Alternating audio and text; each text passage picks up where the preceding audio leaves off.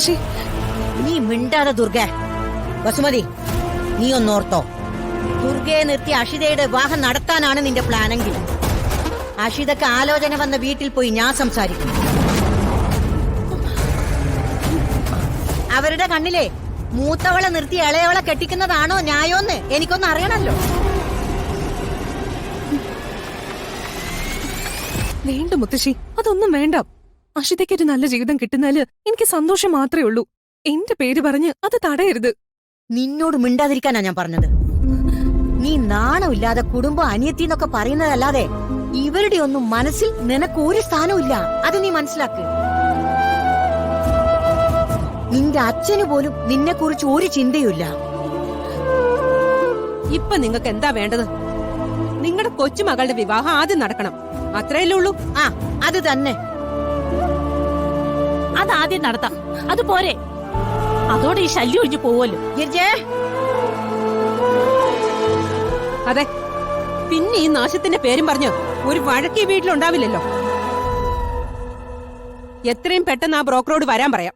എന്താ പോരെ? മതി, ആദ്യം അത് നടക്കട്ടെ. ഓ ദുർഗേ,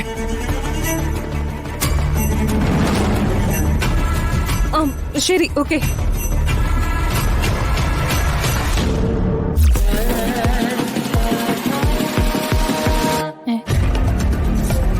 ദുർഗേ, ദുർഗേ,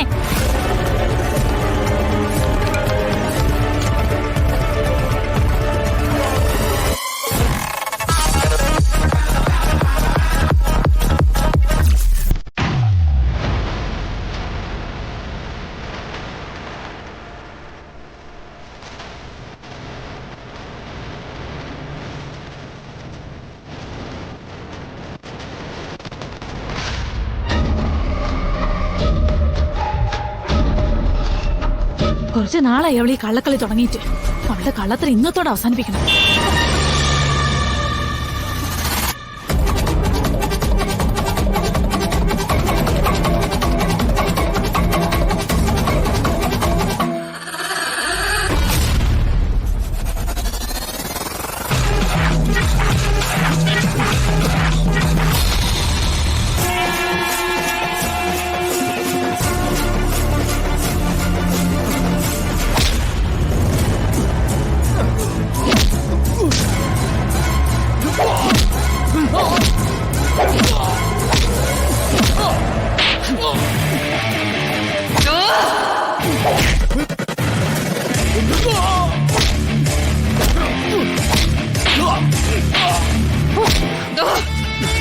എത്ര ഓടിയാലും നീ രക്ഷപ്പെടില്ലടാ.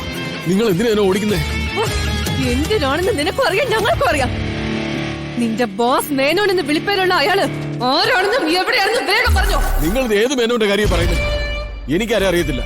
ഇവനോട് ഇങ്ങനെ ചോദിച്ചാ ഇവൻ സത്യം പറയില്ല. ഇവനോട് വേണ്ട രീതിയിൽ ചോദിച്ചാലേ ഇവൻ സത്യം പറയൂ.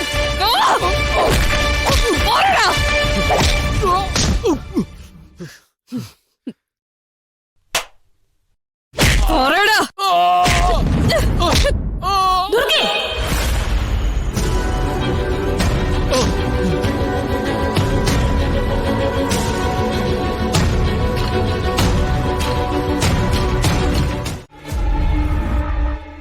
ഇതുപോലെ ഒരുപാട് ഡിസൈൻസ് ഉണ്ട് മാഡം. ഇതേ നോക്കി.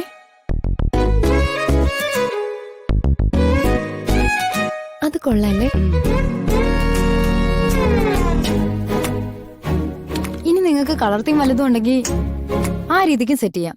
അതൊക്കെ പൃഥ്വിയുടെ ഇഷ്ടം പോലെ ചെയ്യാം. ഇത് അവന്റെ ഡേ ആണല്ലോ. എന്താ പൃഥ്വി, നിനക്കെന്തേലും സജഷൻസ് ഉണ്ടെങ്കിൽ പറയും. അങ്ങനെയൊന്നുമില്ല, എല്ലാം ചേച്ചി തീരുമാനിക്കുന്ന പോലെ. അതുപോലെ എല്ലാവരുടെ അഭിപ്രായം നോക്കി സെലക്ട് ചെയ്യാം. ശരി മാഡം, അപ്പൊ ഈ സജഷൻസ് ഒക്കെ നോക്കിയിട്ട് ഞാൻ സെറ്റ് ചെയ്യാം. Okay, thank you. ഓക്കെ, ശരി എന്നാ. Okay, thank you. സർ. ശരി ശരി, ഓക്കെ സർ. വിവാഹത്തിന്റെ ഒരുക്കങ്ങളെ മാത്രം മതിയോ ഈ ശ്രദ്ധ? അതെന്താ ചെറിയമ്മ അങ്ങനെ പറഞ്ഞ്? വിവാഹം കഴിക്കാൻ പോകുന്ന പെൺകുട്ടിയുടെ വീട്ടുകാരെ കുറിച്ച് ഒന്നുകൂടി ഒന്ന് അന്വേഷിക്കണ്ടേ? അതൊക്കെ പൂർണിമ വേണ്ട പോലെ ചെയ്തതല്ലേ, ഇനി എന്താ അന്വേഷിക്കാനുള്ളത്? പോരാത്തതിന് നമ്മൾ അവരെ നേരിൽ കണ്ട് ബോധ്യപ്പെട്ടതുമല്ലേ? നേരിൽ കണ്ടതുകൊണ്ട് തന്നെയാ എനിക്ക് ഈ ടെൻഷൻ. കുടുംബത്തിലെ മുത്തശ്ശിയെ ഒഴിവാക്കി വിവാഹാലോചന നടത്തിയതിലും ആ സ്ത്രീ ആ ദിവസം അവിടെ വന്ന് പെരുമാറിയതൊന്നും എനിക്ക് അത്ര ഇഷ്ടപ്പെട്ടിട്ടില്ല. അവരെന്തൊക്കെയോ മറയ്ക്കാൻ ശ്രമിക്കുന്നുണ്ടെന്ന് തന്നെയാ എനിക്ക് തോന്നുന്നത്. ഏട്ടത്തി പറയുന്നതിൽ കാര്യമുണ്ടെന്നാ എനിക്കും തോന്നുന്നത്. ആ കുടുംബത്തിന്റെ കാര്യത്തിൽ എനിക്ക് പരിപൂർണ ഉത്തരവാദിത്വമുണ്ട്. ഇനി ആർക്കെങ്കിലും എതിർപ്പുണ്ടെങ്കിൽ നിങ്ങൾക്ക് എന്ത് വേണേലും തീരുമാനിക്കാം. പക്ഷെ പിന്നൊന്നിനും എന്റെ അഭിപ്രായം ആരും ചോദിക്കരുത്.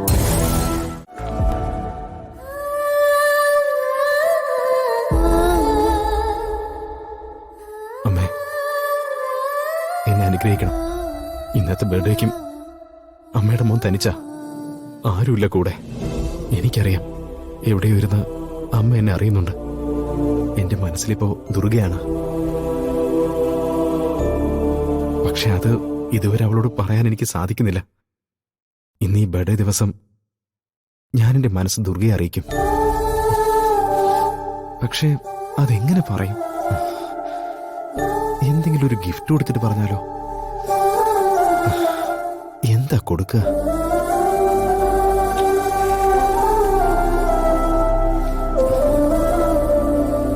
ഇത് കൊടുത്താലോ? അല്ലെങ്കിൽ ഇത് വേണ്ട. ശേ,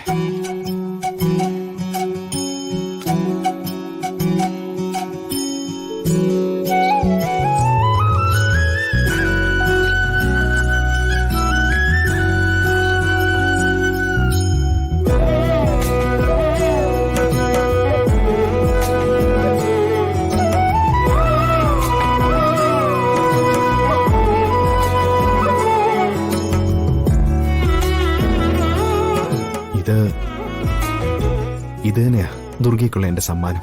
അമ്മയുടെ ഈ സാരി കൊടുത്ത് എന്റെ മനസ്സിലുള്ളത് ഞാൻ തുറന്നു പറയും.